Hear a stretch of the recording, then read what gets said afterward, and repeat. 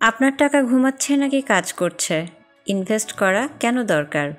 আপনি দিনরাত পরিশ্রম করছেন টাকার জন্য, কিন্তু আপনার টাকা কি আপনার জন্য কাজ করছে? টাকা ব্যাংকে রেখে নিশ্চিন্ত? ভাবুন আবার। প্রতি বছর জিনিসপত্রের দাম বাড়ে, যাকে বলে মুদ্রাস্ফীতি।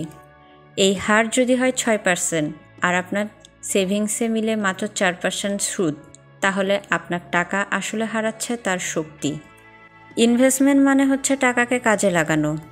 আপনি যখন ইনভেস্ট করেন তখন কম্পাউন্ড ইন্টারেস্ট আপনাকে টাইমের সঙ্গে সঙ্গে ধীরে ধীরে বড় করে তোলে। এটা সঠিকভাবে করলে আপনার 10,000 টাকা এক সময় 1 লাখে পরিণত হতে পারে। ইনভেস্টিং শুধু বড়লোকদের জন্য না। যদি আপনি ছাত্র হন, ইনভেস্টমেন্ট ভবিষ্যতের সুরক্ষা। চাকরি করেন, তাহলে এটা আপনার রিটায়ারমেন্ট প্ল্যান। ব্যবসা করছেন, ইনভেস্টমেন্ট মানে অতিরিক্ত আয়ের সুযোগ।